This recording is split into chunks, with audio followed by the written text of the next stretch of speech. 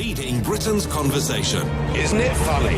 You know, when I came here 17 years ago, and I said that I wanted to lead a campaign to get Britain to leave the European Union, you all laughed at me.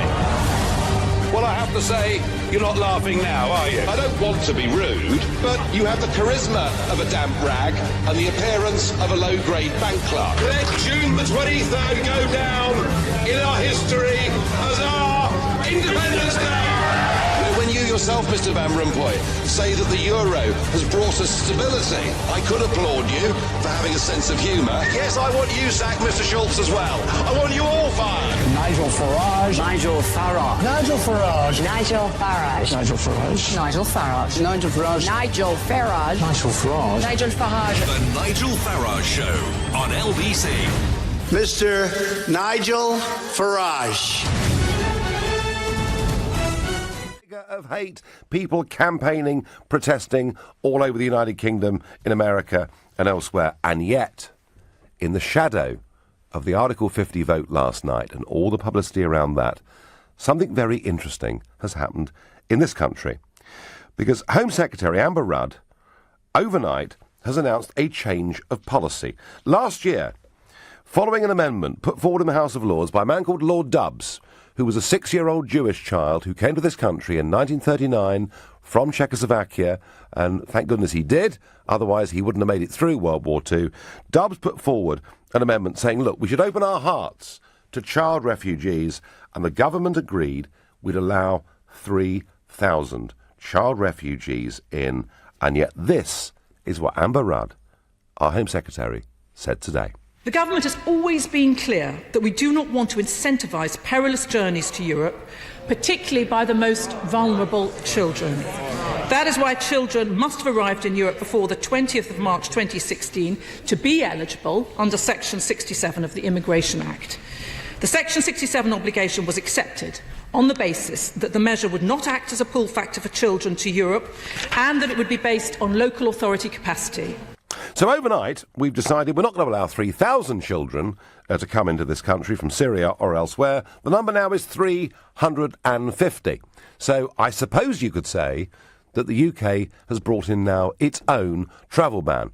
But the reasons they've done it, I think, need considering. Because it's the French government that have advised us that by allowing child refugees into this country, and I guess this could apply to refugees more generally, actually, we're making the problem worse. And what am I talking about by the problem being worse? Well, just have a think about this. The number of undocumented migrants who have drowned in 2016 trying to reach Europe is 5,000 people.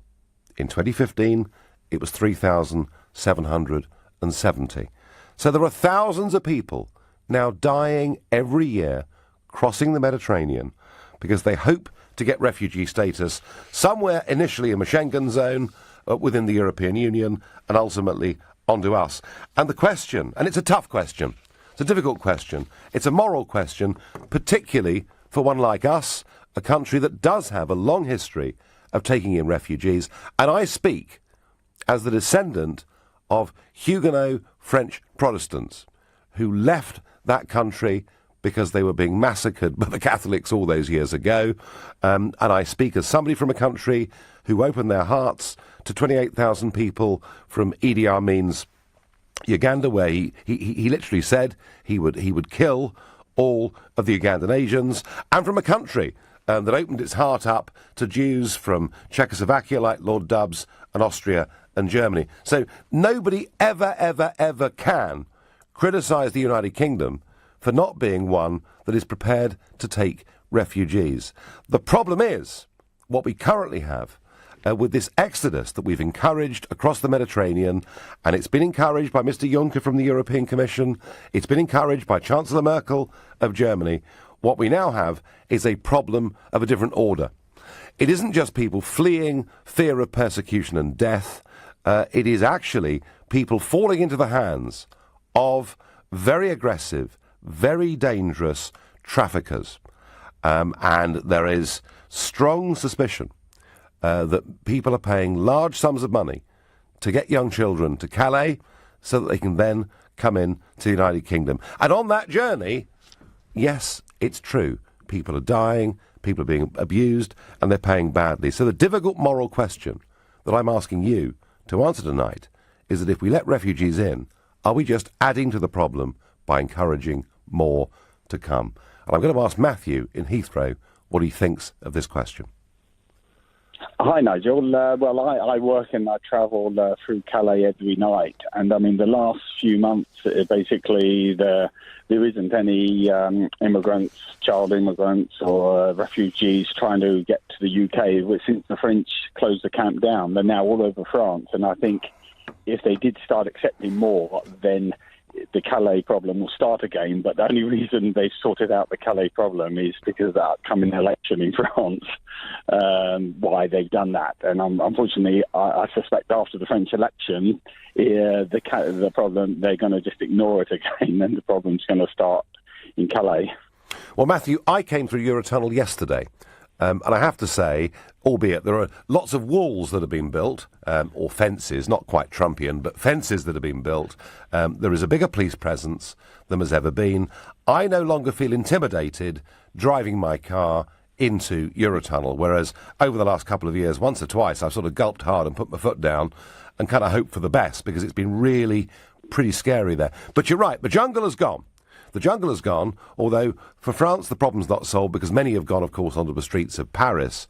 But really, Matthew, what the French government is saying, and clearly they've had a massive effect on Amber Rudd, the Home Secretary, is that if you take lots of people, more and more will come. So do you think that what Amber Rudd has done is a rational decision? Well, no, I think that's right. They shouldn't take them from. If they're in France, the French should be dealing with them and should be keeping them safe. It's the refugees what are in the countries where it's not safe. Yep. They're the ones possibly we should still, be charitable and open the door to. Well, we can open the door, Matthew, and I thank you for your call, but of course one of the problems here is that traditionally refugee status was always claimed and perhaps granted in the first safe country that a person reached. And of course, almost by definition, anyone coming from Calais has been through a safe country first. Tony in Woodford, if we open our hearts to child refugees and other refugees, are we just exacerbating an already desperate problem? Absolutely not. It's such a shame on Amber Rudd's mind. And, Nigel, where's your humanity?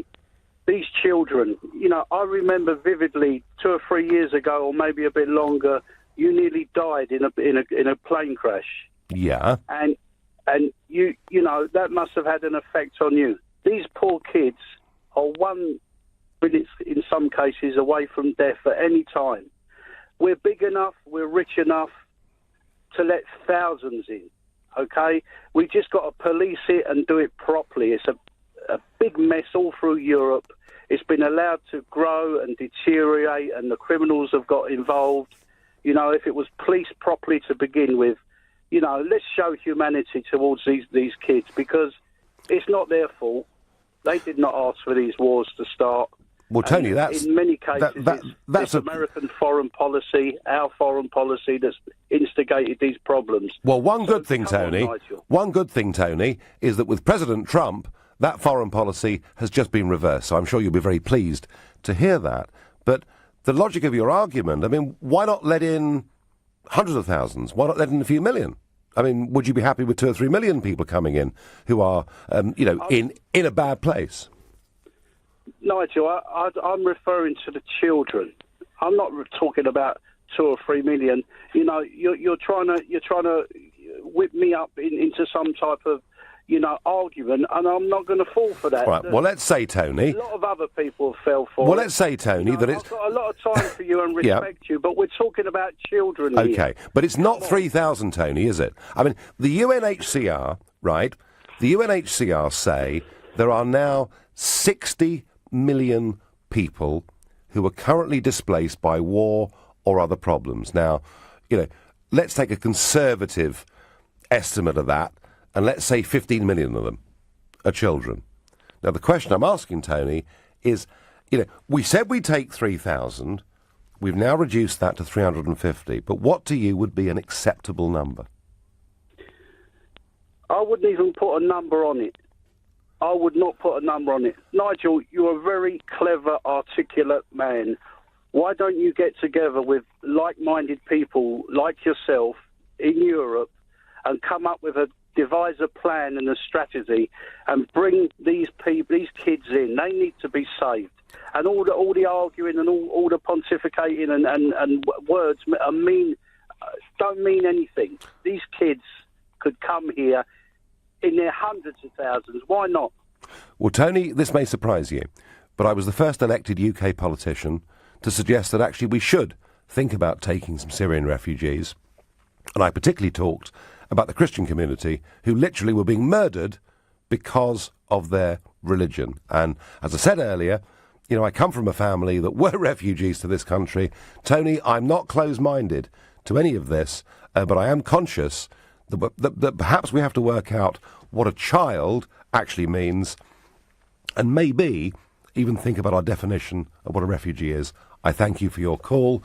A text coming in here. I voted Brexit, supported Trump, but this is wrong on every level. We cannot and must not close the door to such desperate and vulnerable children. And that comes in from James. The definition of refugees needs to be clearly redefined as the term has become corrupted and confused. That's from Helen Hims. Right now, you're listening to The Nigel Farage Show here on LBC. It's 7:15.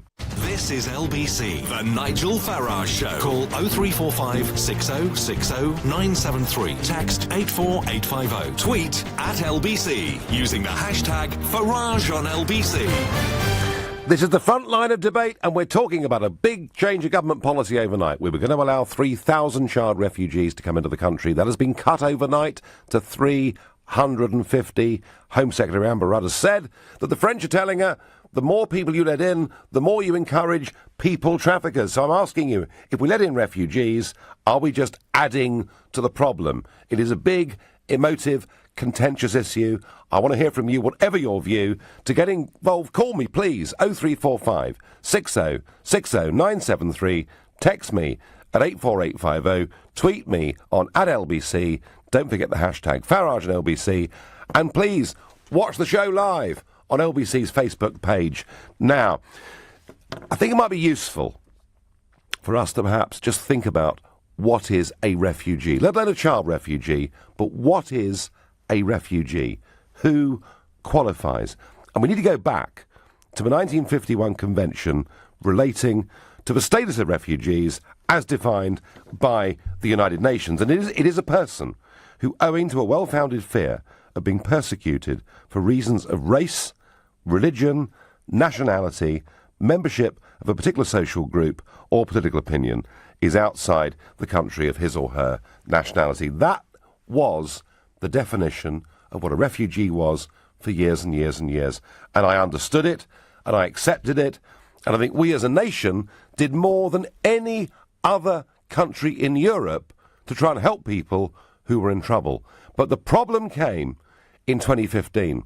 It came with conflicts that had erupted in Libya, in Iraq, in Syria and elsewhere, that saw the beginning of a tide of people who wished to cross the Mediterranean. And I involved myself early in that debate, and here's what I said. So we decided that people can come and that people won't be sent back. Now, I suspect that it's a shock, it will be a hell of a shock, to many European citizens, including the British, to understand that we've already agreed a common European asylum system. And what today is about, and today's resolution, is the direct implementation of it. The problem, ladies and gentlemen, is this. The definitions for who qualifies for asylum are so wide, they include not just people coming from war, not just people coming from failed states. Mr Juncker this morning seemed to suggest that perhaps it would even include people who were fleeing poverty. I'm sorry, we simply can't accept countless millions. Well, I stand by absolutely every single word of that. What the European Union did, what Mr Juncker did, was to redefine refugee status that we understood from 1951, and then Angela Merkel added to that by saying, as many of you as want to come can. And that's why we've had the camps at Calais. And that's why the British government thought it had to say yes initially to 3,000 child refugees, which it then reduced overnight to 350, and the French telling us this is the right thing to do because all we're doing is playing into the hands of criminal traffickers, gangs, and leading to more and more people drowning in the Mediterranean. The last caller said, was I being heartless? Where was my humanity? I would argue that stopping people taking dangerous journeys in the hands of criminals, stopping people drowning, actually was the right approach, and no country has given more money to help displace people from the wars in Syria and Libya than the United Kingdom. I'm not against at all us helping people at source. Your Facebook messages coming in. Sean Mulcahy says, let Merkel deal with it, she caused it. Well, many would agree. Chris Farmer says, for every child that comes in, it'll be followed by 20 members of its family within the next 3 years. Ray Porter says, the last terrorist attack in this country was in 7/7. 3 out of the 4 terrorists were born and raised in this country, so why penalise the children? Well, Ray, we're not even discussing terrorism tonight. We're not even discussing security. What we're talking about is the well-being of the individuals who are looking for a better life. And the question I'm asking you is, if we accept refugees, child refugees, do we just add to this tide of human misery? Martin in Glasgow, what do you think about this proposition? Good evening, Nigel. Nice to talk to you. I am fed up listening to these bleeding heart liberal lefties that seem to come on a lot of these programmes. How can't they see you cannot accept millions of people coming? I'm talking about any country. Millions of people going into a country. And for our own country, for example, the national health is in its knees.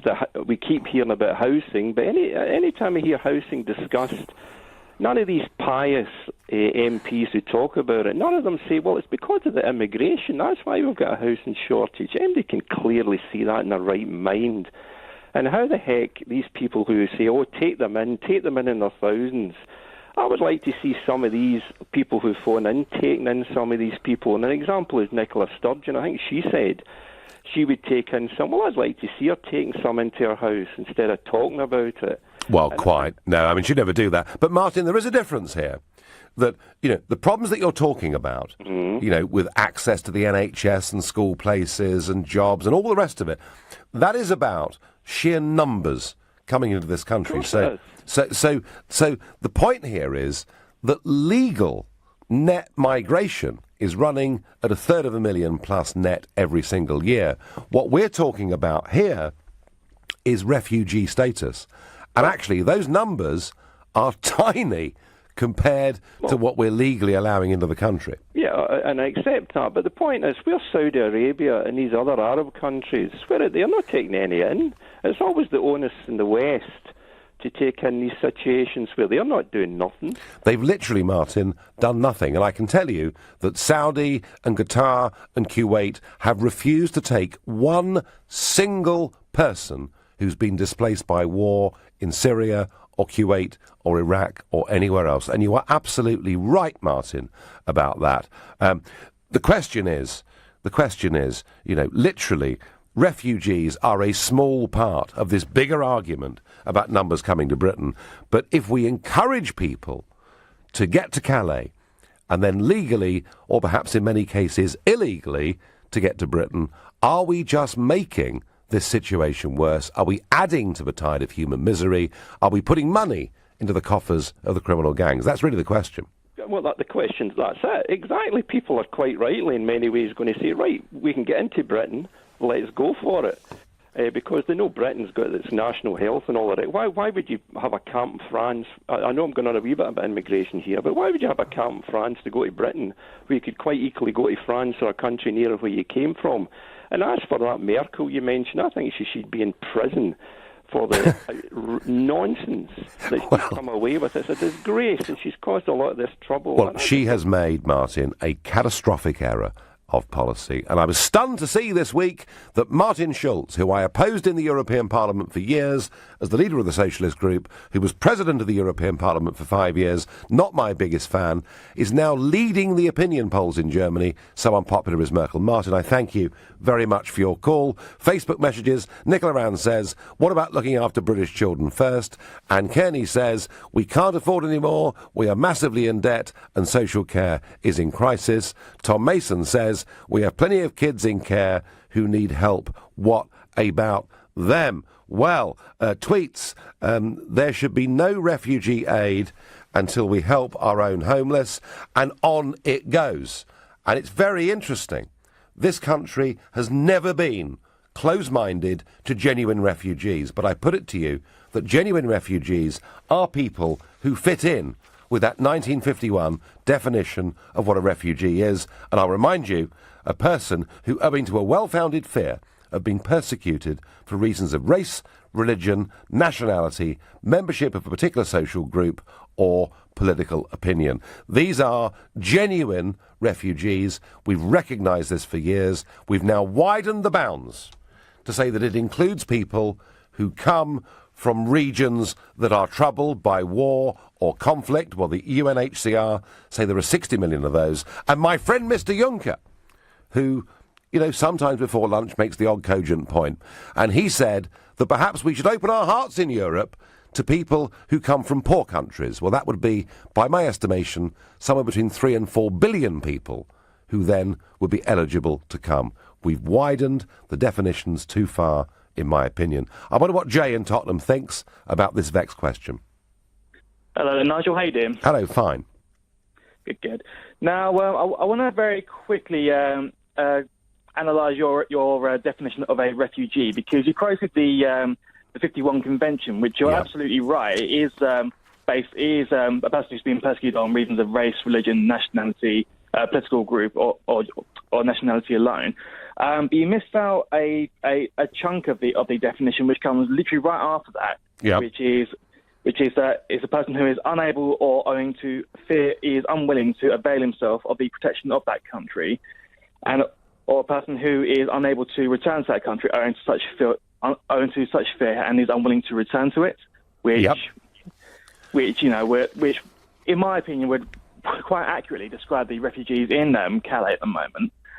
But I have to question you though, Nigel, under what circumstances? Because I know you mentioned what you said in the European Parliament. I do actually if I'm being quite honest, I do mostly agree with what you say in that regard. Sure. But even if you don't wish to take the issue of poverty into account, I still don't quite understand how the people in Calais could not be considered refugees, to be quite honest. Well, they are, in most cases, 60-70%, they are young males under the age of 30. Very few come from Syria anyway. They come from countries all over the world, and they are people seeking economic advantage. They want to have a better life. I don't blame them, Jay, one little bit for that, but I think we have to actually understand that we're perhaps potentially being taken advantage of. And you're right when you talk about the full definition of this. Yes, there are people who would qualify as refugees who fear going back to where they come from, but we have to somewhere get this right. We've broadened it, Jay, in my opinion, far too wide. You're listening to the Nigel Farage Show, exclusively here on LBC. It's 7:30, and time for the news with Rupert Bartier. The Nigel Farage Show on LBC. Call 0345 6060 973. In response to Home Secretary Amber Rudd reducing the number of child refugees this country will take from 3,000 to 350, I'm asking you a basic question.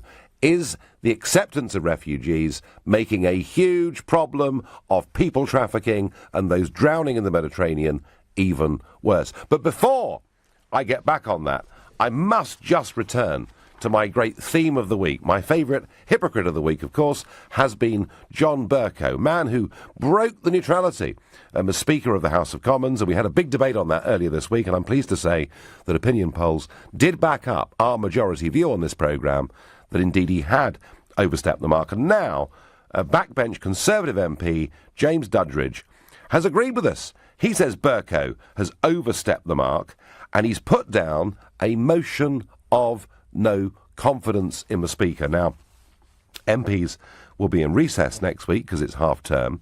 But by the time they come back, they've got the chance to sign this motion of no confidence. And Dudridge says, to be frank, I think there's a real possibility that once the level of discontent is known and Speaker Bercow sees the writing is on the wall, he will go of its own accord. So whether that is wild optimism from James Dudridge or whether Speaker Bercow is finally on the way out, we will see. But it's a story that I feel closely attached to. I'm so angered at what he did.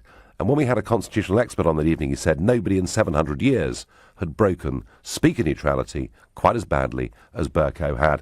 Now, your texts and your tweets and your Facebook messages are coming in droves on this question of is accepting refugees making the problem worse. Let me give you a flavour. On Facebook, Glenn White says, the bottom line is children need their own culture and understanding. They should go back and be protected under UN law. Why isn't this happening? Why can't the UN police these war-torn areas? Maria Day says, where were the young girls amongst the children, in inverted commas, taken from the Calais jungle?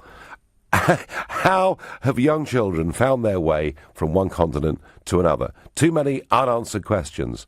Tom, Facebook's in, has Yvette Cooper taken in any refugees yet? Thought not. Hypocrites. Because you're right, Tom. She said she would. I thought that they were going to fill their house up with them. They've done nothing. Text Nigel, I live in a deprived area and the levels of homelessness have skyrocketed in the past few years. I'm all for helping genuine refugees, but we have to look after our own first. Callum from St Helens. Nigel, as usual, you are talking good, sound, common sense. Why do some people want to argue with you? It beats me, says Tom in Bromley. And let me tell you, these messages are coming in on Twitter, on Facebook, by text, and virtually nobody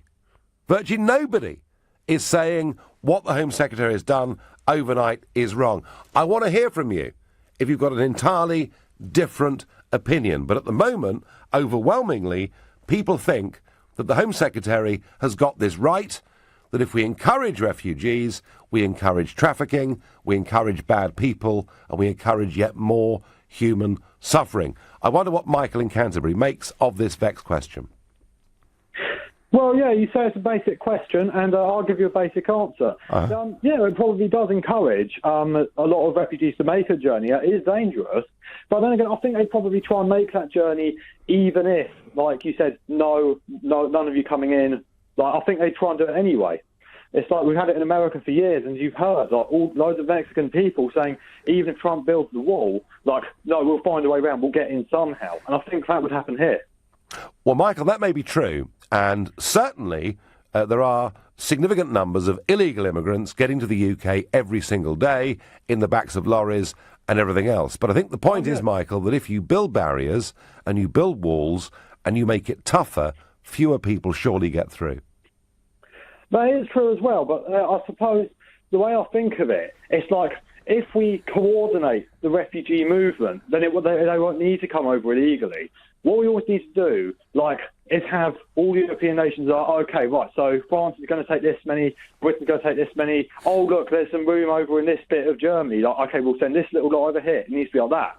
Well, Michael, that in theory would work, but of course in practice what has happened is Mrs Merkel has so angered countries like Hungary and elsewhere that they're saying we will not go along with the European Union's migrant quotas, we'll make our own decisions. So it's become actually a hugely contentious issue within the European Union. We, of course, were never part of the Schengen area. We're leaving the European Union. So what the Home Secretary has done overnight, she was free to do without contravening European law. But, Michael, where I'm with you is I'm not against us taking genuine refugees, and it's why... Good on you, son. No, absolutely. And I've made the case for the Christians, the Christian community, who literally, in the Middle East today, have absolutely nowhere to go. And their numbers have been massively reduced. They're being murdered for who they are as a religion, which I would have thought, under the UN Convention, going back to 51, meant they should have been top of our list. And do you know what, Michael? We haven't taken a single one. Indeed, when I've argued for the Christians, I'm told by Juncker, and indeed I was told by Cameron, that religion should have nothing to do with it. Well, history tells us, from Alf Dubs being a Jew in the past, it's got everything to do with it. So, Michael, I'm not against taking some refugees, but I need to know that they are refugees. Is that fair? Is that reasonable? That is fair. The only problem I'd say with that, I think it would be impossible to police. Put it this way. It's like you've got lots of cases where at the airports you'll have like refugees coming in and presumably refugees, they might be economic migrants, and then they'll ask for the passport and the papers, and they can just so easily say they are trying to come in illegally. They can say, oh yeah, I forgot my passport. Oh, I know, they all do that. With that, I think I'm sure I don't know the numbers. I know there are people who do it. So for that reason, I think it would be impossible to police. You don't know who has legitimately forgotten their passports because they're busy running from a war zone. I know. Michael, Yeah. Michael, none of this is easy. None of it. And I thank you for your call. And the other point that's not easy is we were talking about child refugees. And I tell you what I think one of the reasons Amber Rudd has cut the numbers overnight is not just because the French have said it's leading to trafficking. It's because the first batches of people that we took in, clearly many of them weren't actually children. In fact, looking at some of them, I think if I was to sort of perhaps, dye my hair a bit darker, I might have got in. And the way the government does this is our officials only challenge the age of child migrants if they look to be over the age of 25. Well, at 25, I was married, I had kids, a mortgage, and a job. So I think actually one of the reasons that Amber Rudd has done this is that many of the people, too many of the people, and whether that's 5% or 10% or 20%, but too many of the people that came in the first batches of child migrants clearly were not children. And I think she was worried that the public would see, frankly, they're being taken for a ride. Thank you. I ask Emeka from Mill Hill. Emeka, what do we do about refugees? If we let them in, do we make the problems worse for everybody? Hi, Nigel. That's not the question I want to address, at least not directly. I want to address a few things that you have said in the past, including today. I really appreciate it if you don't interrupt me. A few years ago, when I lived in Nigeria, while I was studying law in Nigeria, I came across a newspaper article by a journalist. It was at a time when a lot of Nigerians were refused visas to come over here to visit. He wrote an article and he quoted a book from somebody, and it was something about the ethics of the lifeboat theory. Now, this was a Nigerian journalist defending the British High Commission then in Nigeria, saying, listen, if there is a boat in the sea and that boat is sinking, and there are 10 lifeboats, and those lifeboats can take just 10 people, if you pick one more person from the sea because he's drowning and put him into any of those lifeboats, the lifeboats will sink because of the 11th person. So the British economy is really stretched, and it's all well. Everybody knows that. Yeah, but Emeka, what I'm talking about here is a basic question. That if we accept refugees, whether it's in this country, whether it's in the European Union Schengen zone, isn't surely what we're doing encouraging those boats to come and encouraging a greater need of lifeboats? That you tell on a daily basis. You said a few minutes ago to a caller that the Arab states, you quoted Kuwait, Saudi Arabia, Qatar, have taken not one single Arab refugee. It's on record. It's what you said. Yes. Just like but Nigel, you know very well that is not true. Whoa. Sorry, I'm sorry. It is not true. Nigel, every authority in the world that is responsible for giving out the figures have said repeatedly that these Arab states take refugees, but they are not called refugees. I'm quoting from an Amnesty International. Well, Emeka, I'm sorry. But let's just think about perhaps Saudi Arabia, who have said we will not take any refugees from the Syrian conflict because we're concerned about the effect on the balance of our society that they may have, and that's a fact. Emeka, if you've got any other questions, you can write into me. I will do my very best to answer them. But right now, you're listening to The Nigel Farage Show, exclusively on LBC, and it's 7:45. Leading Britain's conversation. LBC, The Nigel Farage Show. Here on the front lines of open debate, we're asking whether letting refugees in adds already to the tide of human misery.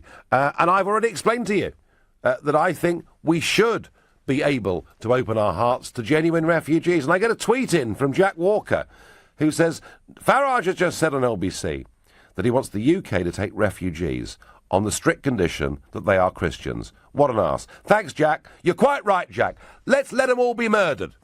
Let them all be murdered because they're Christians. Then there won't be a problem, will there? We won't need Jack to discuss this in 2 years' time because they'll all be dead. How about that?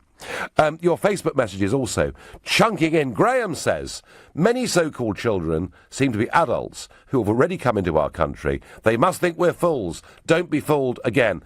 Graham, I think that's one of the reasons that Amber Rudd has done what she's done today. We saw the people coming in last time. I mean, half of them looked about 35, in my opinion. And we know the authorities won't even challenge somebody's child status unless they look over the age of 25. And please, I am not devaluing the horrendous things that are going on in the Mediterranean and in large parts of the Middle East. I am not being cold and heartless, but I genuinely think that EU foreign policy, which really began properly with this brand new asylum policy of their own, has led directly to thousands of deaths in the Mediterranean. The Australians faced this. Back in 2008, the boats were coming to Australia, lots of people were drowning, and the Australians said, none of you will get refugee status in this country if you come via that method, and the boats stop coming and people stop drowning. And I think the Aussies are onto something, but I wonder what Adam in Walthamstow thinks. Hi, Nigel. Great fan, although I don't agree with everything that you say. Well, no, Adam, no two human beings could ever agree with everything somebody else says, of course. But what about this question? Well, the thing for me is, look, we're debating on refugees and saying, should we let them in? What should we do with them? What defines a refugee? Fine. But the point is, we as Britain have decided to intervene in their country, in Syria, or wherever we have. The thing is, when we actually do that, do our politicians, I don't come from a politics background, you do, do we not think, if we're going to affect the country so much, are we not going to think about the restoration and the rebuilding of their country if we're going to intervene? I think that's something which is, really important before we decide to do any action. Adam, Syria, think of this. Syria we haven't intervened in directly, but your basic point is a very powerful one. That we have intervened in Afghanistan, we have intervened in Iraq, we have intervened very badly in Libya, and Adam, actually, you're right. We did cause a part of this problem, which perhaps weakens my argument in saying we shouldn't take people, given that we're partially responsible for what's happened. But what I'm arguing, Adam, is that we actually help people where they are, in their countries, where the problems are, and that if we say you can come, all we do is we hand these people over to the hands of the traffickers, and we see these tragedies happening in the Mediterranean. Adam, this is not an easy question, and I'm not here to defend British foreign policy, but I honestly, can we really allow these drownings? 5,000 people, innocent people, drowning in the Mediterranean last year. Surely we have to stop that. I think we definitely do. But I think if we're going to do anything in any country, we have to think about how we're going to rebuild it. We've got to look. We give a hell of a lot in foreign aid, don't we? But yes. Do we actually look at where that money goes? Do we actually, look at it in a balanced, organised way? Do we say, where's everything going? Do we account for everything? I don't think we do. And I think instead of just giving everything to the organisations, maybe we should have some kind of checks or a way of monitoring everything rather than just giving money blindly. I think that's incorrect in every single way. So we have to kind of have some procedures and controls in place, and also just think twice before we do anything and see what the consequences might be. Because, if we're having people pouring into our country, then, that's maybe it's been a consequence of our actions. Adam, I think your point about the foreign aid budget and where it goes and why it goes there is a very powerful one. It'd be interesting to hear what Nick Ferrari on The Breakfast Show made of that point. He's been one of the biggest critics of our foreign aid budget and the way in which it's been spent. Adam, I think, has said something pretty sensible on that. Katie Ryan asks me, what's the difference between a Christian child refugee and a Muslim child refugee? Why would you help Christian children but not Muslim ones? I'm sorry, Katie Ryan, for any children that are displaced or having an horrendous time in the countries they come from. But the argument I'm making is that Christian children in those countries and Christian people in those countries are literally being murdered because they are Christians. And that, I think, goes to the absolute heart of what the 1951 UN Declaration on Refugee Status stands for. Yes, there are lots of people, Katie, in the world having a bad time in bad places. But, you know, the Jews ultimately were killed because they were Jews. And it's why we let people in from Czechoslovakia, from Austria, from Germany. And I think that's what's happening to the Christians in many parts of the Middle East today. And quite why the Archbishop of Canterbury, who is supposed to be the head of our church, refuses to address this issue is absolutely quite beyond me. Barry Day says on Facebook, they should have been taken care of by the first EU country they arrived at. Why are these kids on their own? Anyway, Barry, your basic point, again, you're supposed to claim refugee status in the first safe country you come to, but all of that has gone completely out of the window. Syra in Buckinghamshire, what do you think about this difficult and vexed question? Nigel, it's probably the first and the last time that I'll be listening to your show, but I think where you've confused things is you've asked way too many questions.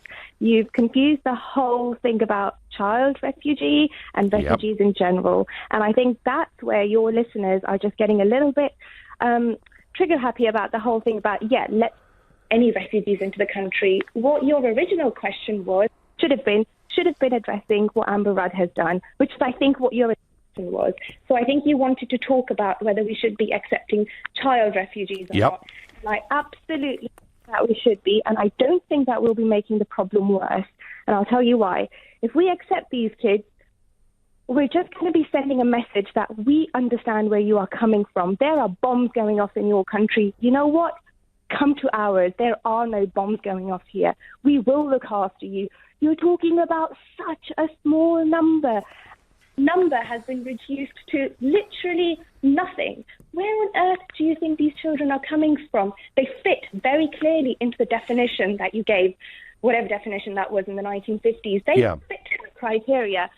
Yet, for some reason, because you're confusing the whole issue about maybe economic migrants and older refugees, perhaps, if that's, I have my own views about that. But, the point is, you were talking about children refugees, and for some reason you just seem to have twisted the whole thing and turned it into, we will just make the problem a lot worse. Well, Syra, I'm going to really surprise you now. I'm going to really surprise you. I don't think the confusion is between child refugees and refugees. I think the confusion is between refugees and immigration. I've picked that up tonight, and I thank you for your point. And I ask you just to listen to what I'm about to say, because my final thought on this very vexed and difficult issue is this. I have absolutely no problem with us being a civilised country that takes in genuine refugees. I've never, ever had a problem with it. The difficulty is that because legal immigration is running at a net 1/3 a year, we've just had enough of the sheer numbers coming to this country, and we've closed our hearts, even to those who potentially might be genuine refugees. We're worried about people taking the mickey out of the system. Get legal immigration out of control, and then perhaps we can think properly about taking genuine refugees into Britain. And Syra, you and others, I think, will be happy with that policy. You've been listening to the Nigel Farage Show on LBC. I'm back on Monday evening from 7. Coming up at 10, it's Ian Collins. But up next, it's Clive Bull. Thank you, Nigel. And coming up, as the NHS records some of its worst ever performance.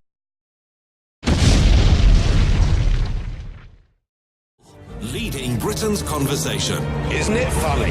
You know, when I came here 17 years ago, and I said that I wanted to lead a campaign to get Britain to leave the European Union, you all laughed at me.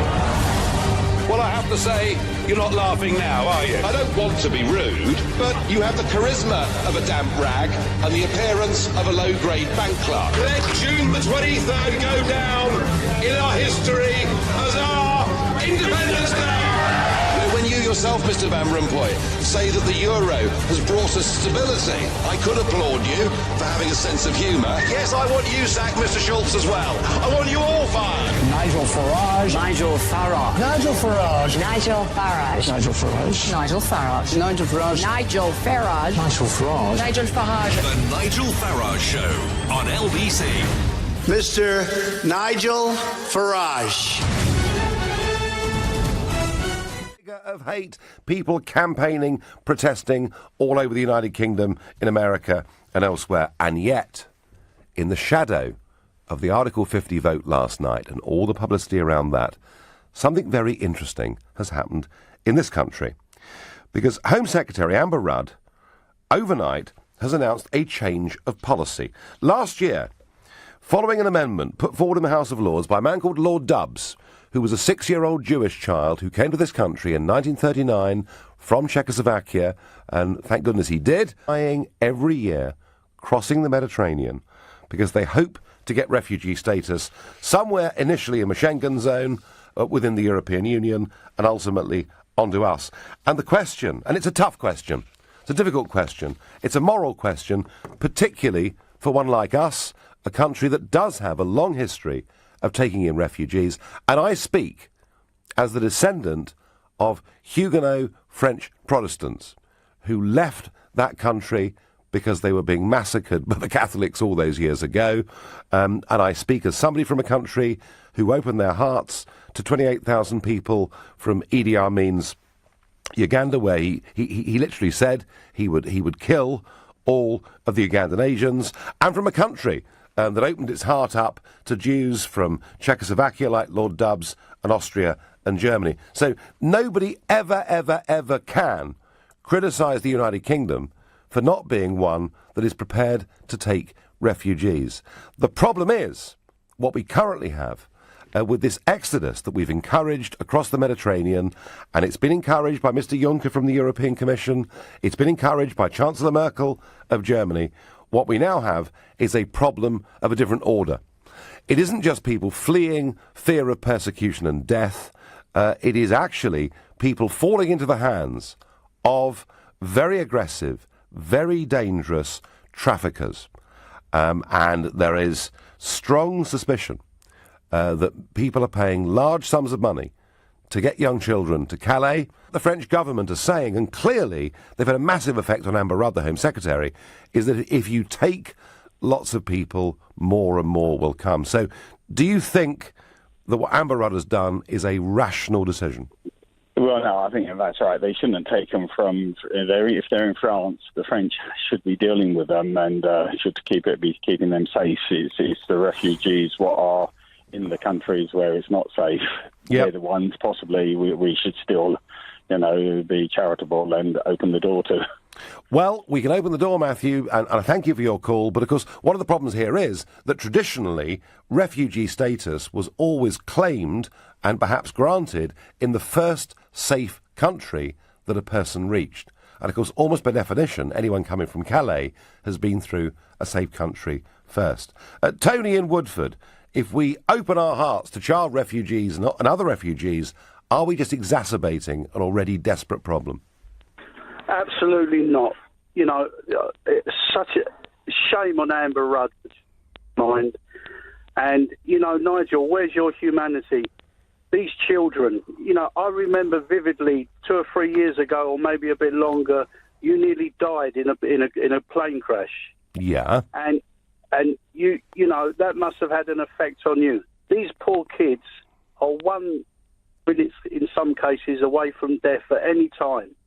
We're big enough, we're rich enough to let thousands in, okay? We just got to police it and do it properly. a big mess. Otherwise, he wouldn't have made it through World War II.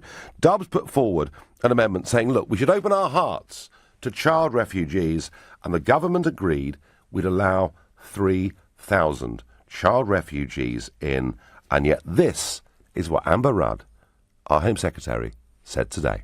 The government has always been clear that we do not want to incentivise perilous journeys to Europe, particularly by the most vulnerable children. That is why children must have arrived in Europe before the 20th of March 2016 to be eligible under Section 67 of the Immigration Act. The Section 67 obligation was accepted on the basis that the measure would not act as a pull factor for children to Europe and that it would be based on local authority capacity. So overnight, we've decided we're not going to allow 3,000 children to come into this country from Syria or elsewhere. The number now is 350. So I suppose you could say that the UK has brought in now its own travel ban. But the reasons they've done it, I think, need considering. Because it's the French government that have advised us that by allowing child refugees into this country, and I guess this could apply to refugees more generally, actually, we're making the problem worse. And what am I talking about by the problem being worse? Well, just have a think about this. The number of undocumented migrants who have drowned in 2016 trying to reach Europe is 5,000 people. In 2015, it was 3,770. So there are thousands of people now dying so that they can then come in to the United Kingdom. And on that journey, yes, it's true. People are dying, people are being abused, and they're paying badly. So the difficult moral question that I'm asking you to answer tonight is that if we let refugees in, are we just adding to the problem by encouraging more to come? And I'm going to ask Matthew in Heathrow what he thinks of this question.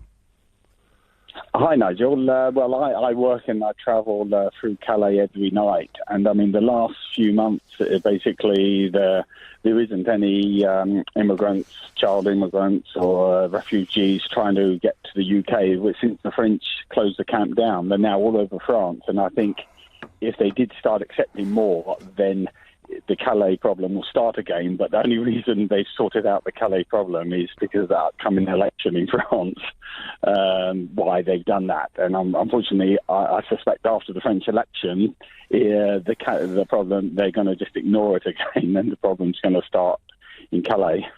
Well, Matthew, I came through Eurotunnel yesterday. And I have to say, albeit there are lots of walls that have been built, or fences, not quite Trumpian, but fences that have been built. There is a bigger police presence than has ever been. I no longer feel intimidated driving my car into Eurotunnel, whereas over the last couple of years, once or twice, I've sort of gulped hard and put my foot down and kind of hoped for the best, because it's been really pretty scary there. But you're right, the jungle has gone. The jungle has gone, although for France the problem's not solved because many have gone, of course, onto the streets of Paris. But really, Matthew, what